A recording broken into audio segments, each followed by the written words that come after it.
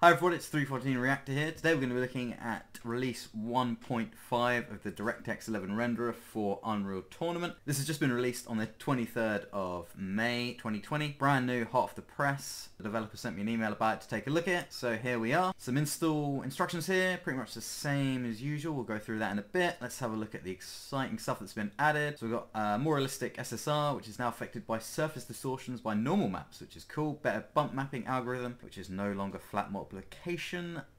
So there should be some nice bump mapping and normal mapping effects in this that help out the Ssr. We'll have to see what that looks like in motion. New Ssr water shaders, added new options, disabled texture filtering, parallax occlusion range and bump mapping contrast. There's a few more adjustments that can be made. Ssr improvements like better blur, fix unwanted reflections of near objects like guns on fast surfaces. Texture modders now can only add .bump and .height texture files without main texture file as an override. DSX specific fixes. Fix stretching viewpoint or dialogue scenes, fix some SSAO, fix some tessellation, and fix some glasses issues. Unreal Gold 227i fixes, improved dynamic shadows, corrected distance fog parameters such as start and fade range, fix some decal blending issues, and Unreal Tournament fixes. Rocket Fire no longer wipes Ssr, that's cool. Rune fixes, fix dark blood, smoke, fire particles with SSAO on, and some Klingon Honor Guard fixes, which I need to take a look at some point. And that fixes fixed blending issues with the HUD and some models, and potentially fix a memory leak when changing resolution. So the most exciting stuff to take away from this is the Ssr improvements and the new addition of normal maps that are enhancing the Ssr stuff.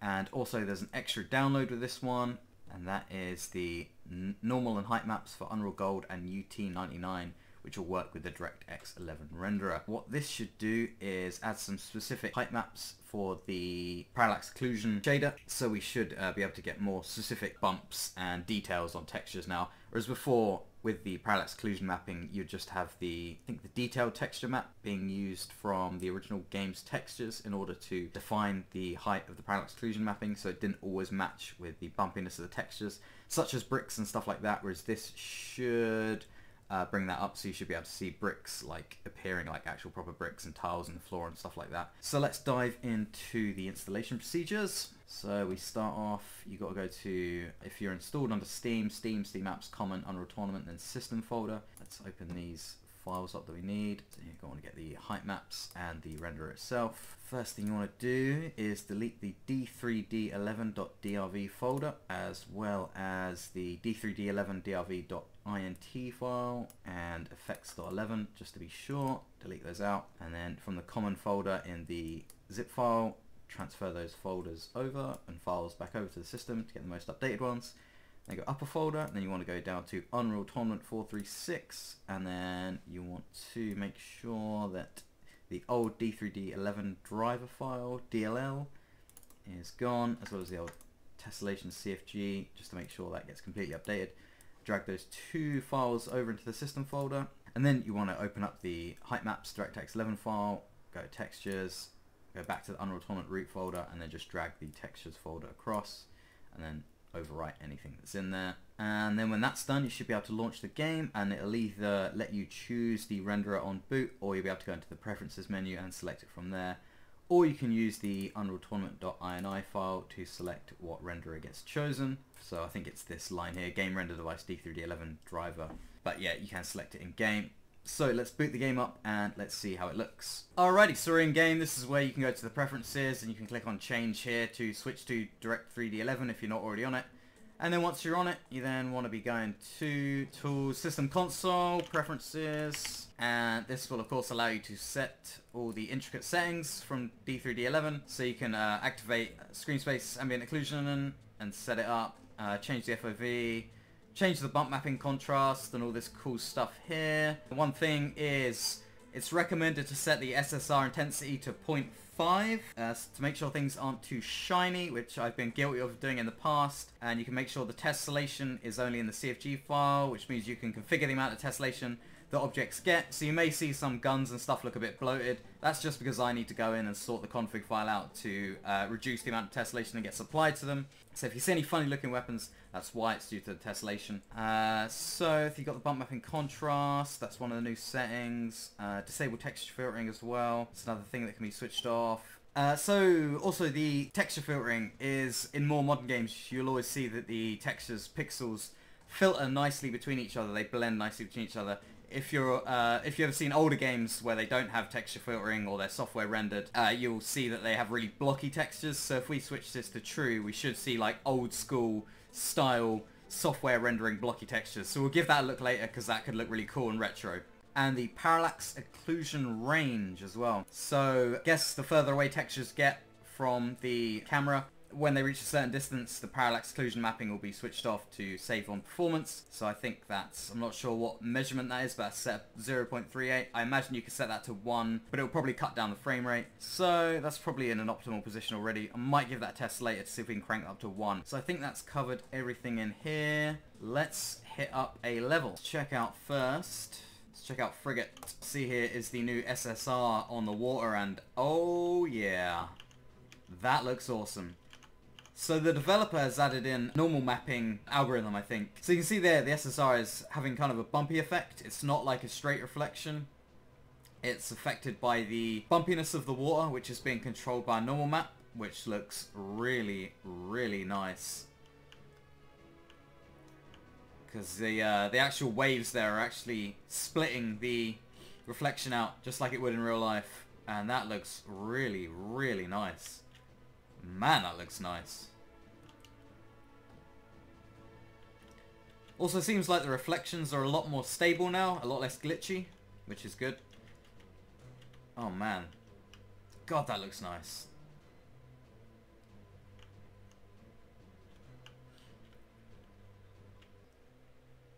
The distortion there.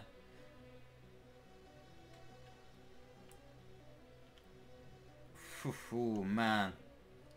That water looks great. I mean, that's getting towards like Halo 1 levels of water quality. Woo! Love it. So this smaller pool here seems to be less affected by it. Not sure if that's just because of the different lighting inside, but that doesn't seem as reflective. Could be because it's an internal area, I'm not sure. But you can see the difference here between the original water of the game. That's pretty much what the original water looked like in the game versus that. I mean, you can see the improvement. Just more details in the waves and everything. Like I say, fire up Halo 1 and you'll see what I mean. Like on Silent Cartographer, it looks pretty much just like that. So that is really nice. That is a real visual enhancement. Good God, that looks nice. Let's see if we can load up a level that has some nice parallax mapping on it. Let's try Gothic. Ah, here we go, here we go. Alright, let's get in game and check that a little bit out. So before, with the parallax occlusion mapping, like I said, it was just based on the detailed texture maps from the original game, and they didn't really take into account any sort of geometry that should be being simulated by the parallax occlusion mapping. Whereas now the developer has added in specific Heightmaps for the textures. So stuff like this, you can see the parallax occlusion mapping is actually giving that the bumpiness that you'd expect around the pattern on the wall there. So you've got little indents there, it's kind of embossed in, and that bit's there extruded out, and the brick there extruded out. That little bit there.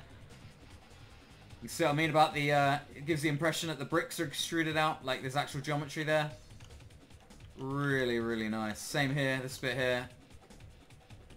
That is extremely nice. Oh yeah, especially here, look at that. Look at that. That is beautiful. I mean, that almost looks like full-on tessellation, but as you see, there's no actual extra geometry there at all.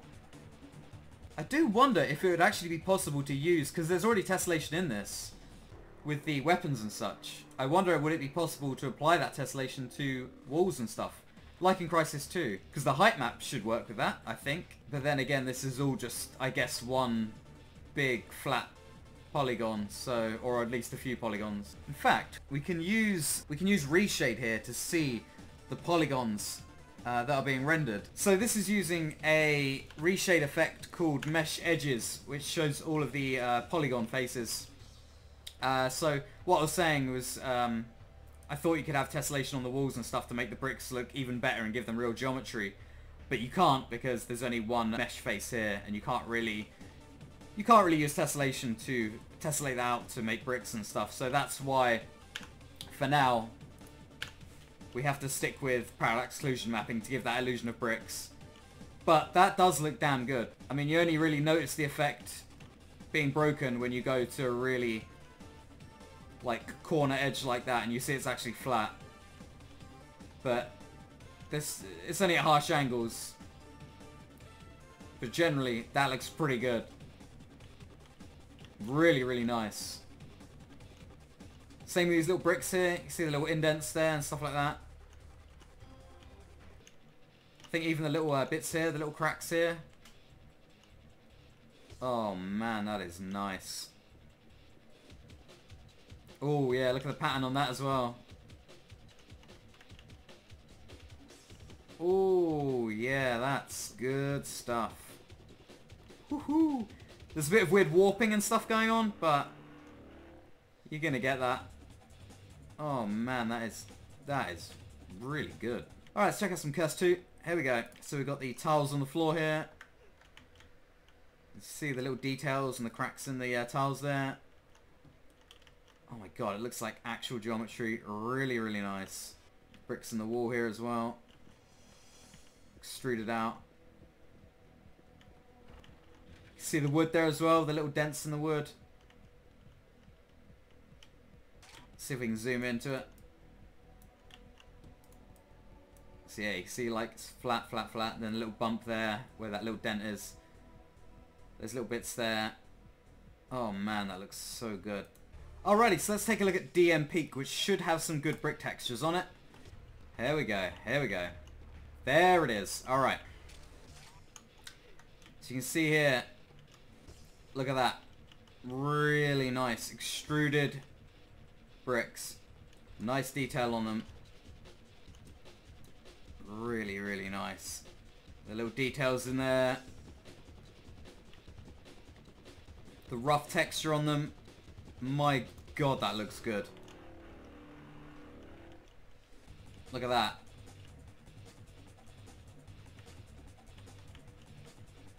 See, before, this just would have been like random little bits extruded up. But now the bricks themselves are proper, very nicely extruded up. Look at that detail there. Oh my god, that's nice. The only issue I can see is you can see there's sort of like red and greeny bits here. I think that's colours from the normal map itself coming through. I'm not sure why or how. It could be to do with the lighting. Not 100% sure. So yeah, I'm not sure what's causing that. So you've got the height map, which controls the, obviously, how high these bumps should be. But then I think you've got a normal map there as well. And that's either to control the lighting, or the normal map is being used as a height map for more detail. Because the normal map uses red, green, and blue channels to determine the direction of a surface normal, I think, which is where it determines that bit of the rock is facing that way, that bit is facing up that way, and that bit is that way. And it uses red, green, and blue to determine that and light it properly. So I think in this situation, it's using the normal map to determine how much this should be bumped up and the little details on it and how the lighting is bounced off of it. But for some reason, the red, green, and blue bits of that normal map are coming through on the texture for some reason. Not sure why. Like I say, it could be a lighting error. It could just be a limitation of the engine. That looks good. And again, there's a link down below that will describe all this way better than I could because I barely understand it myself. And I think we'll see here that setting we saw earlier for the distance of parallax occlusion mapping. You can see those distant textures are not having parallax occlusion mapping applied to them at all, whereas these closer ones are. And as we get closer, the parallax occlusion mapping gets applied. So that's an optimization that you don't really notice, but should keep the frame rate up. So I mean, that just looks amazing. I mean, the depth added there is awesome. And on the wall here as well. Oh, here as well, I think. See each individual little stone there on the floor? Oh man, that looks good. I'm not sure if this has replaced some of the textures that I was using from the HD Unreal Texture Pack 3 beta that I was using, or whether it's working in conjunction with them. Either way, that looks extremely nice. Yeah, so you can see the normal map is also working with the SSR there, because you can see the bumps in the brick actually determine how that reflection should be happening. So you've got the reflection bumping around there, around the shape of that brick. So yeah, you can see the reflection sort of goes down into that bump and around those bits there. It follows the geometry. So let's load up Morpheus. Alrighty. See, some of these textures don't have parallax occlusion mapping on them at the moment. So this would be where the two devs should work together to make sure that parallax occlusion mapping and normal mapping and all the other good stuff is being applied to everything it possibly can, because that would be amazing. Oh man, that would be so good. Again, it's crazy. Unreal Tournament is still getting better and better looking. It's like every month now it gets better and better looking. It's crazy. Again, all the links for the textures and the DirectX11 renderer all down below. You should definitely go down there, download it, leave comments, leave some support for the devs. The amount of work they've put into this is insane. It's so good. I'm very, very grateful to them. So this bit here before, these little bits here would determine the parallax occlusion mapping, whereas now I think there's an additional height map that controls it. So you see there's little bumps there and little bumps there as we go around. Also, this is a perfect time to look at the texture filtering option, the disable texture filtering option. So go to here, disable texture filtering, turn that to true, and as you see, it's got that sort of pixelated, software rendered look. Really, really cool. So the only other way you can really get that effect is to actually run it in software mode, which obviously it isn't great for performance, but now you can get that old school look if you really want while having it hardware accelerated, which is awesome. And you can see it on the gun there as well. So what I'm going to do is to do a direct comparison. So here it is with the texture filtering off. This is how games used to look before they were hardware accelerated. And then we're going to switch the texture filtering back on. And there we go. You can see much more smoother, much more nicer.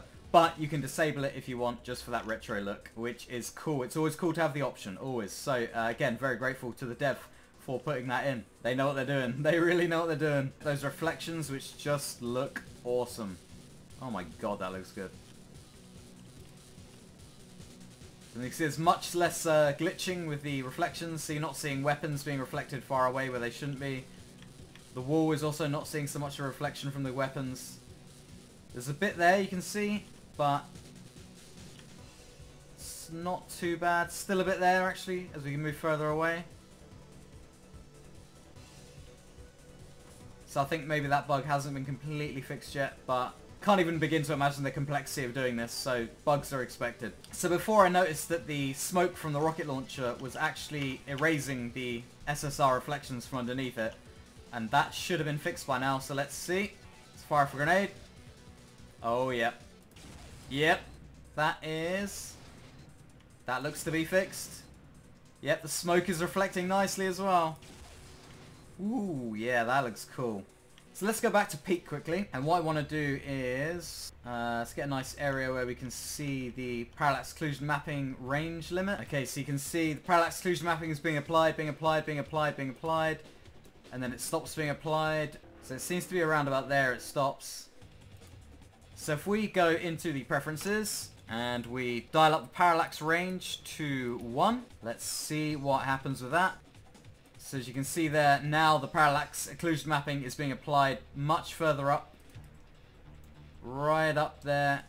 Right to the edge. I think it just stops there. So it's not unlimited range, but it certainly is a much higher range. What's the frame rate difference between that? So they're looking in here, we've got about 86 frames a second. And then if we set it back to default, which was 0.38, it's around 87, 88 frames a second. So, I mean, what? That's like 3 frames a second lost there. That's not too bad at all. Yeah, it doesn't look as good because, yeah, you can tell it's much flatter further out. So yeah, what I'm going to do is go ahead and leave that at 1. For a cost of 3 frames there, obviously the more complex the parallax occlusion mapping is, the more textures there are with it being applied to it. It's going to affect the frame rate more. I can't see that taking the frame rate down to an unacceptable level, so I'm just going to turn that up to max. And there we go, yeah, 80, 86, 85 frames a second. So yeah, just over 2 frames a second being lost from that, which is worth it for that visual enhancement. I think there's the only issue is with the more distant parts, and you'll probably see it more at lower resolutions, is that the detail of this geometry goes below the pixel size, and you start to get some weird shimmering, like sub-pixel shimmering, but that's not really noticeable, and can probably be mitigated with anti-aliasing, I reckon. I just have anti-aliasing turned off because I use reshade with this game a lot, and you can't use reshade with anti-aliasing, so I have it off. I have FXAA applied, but I imagine if you had 16 times MSAA, that would get rid of that shimmering and those distant bits completely. But my god, that looks good. Just look at this room, just look at the floor. That looks so good. Alright, let's switch it up. Let's go to a classic level that I always like to look at, which is Hyperblast. So you can see here, I think these textures here have a height map applied to them. Let's have a look at the sniper rifle. Ah, no. So you can see what I mean there. This is a texture that doesn't have a height map applied to it. It's just using the detail texture from Unreal Tournament. And you can see it's just like random little bumps being applied with the parallax occlusion mapping. So it doesn't really match what the actual floor should look like. So I imagine this is where the two devs could work together to make sure that all the textures have height maps on them, or normal maps on them, or both. Because with a height map, you'd be able to get those little bits there indented in, and the rest could be flat. Yeah, I think it's possible that some of the textures included in the DirectX11 renderer have overwritten or at least some of the files from the Unreal HD 3 beta. I'm going to try and get these two devs in contact with each other to make sure that they try and collaborate. Because then we can have a unified Unreal Tournament experience that will look absolutely amazing. Because the work with the parallax occlusion mapping and super high-res textures would just be beautiful. So what we're seeing here mainly on Hyperblast is just the Ssr reflections and how nice they look. And yeah, they've come a long way.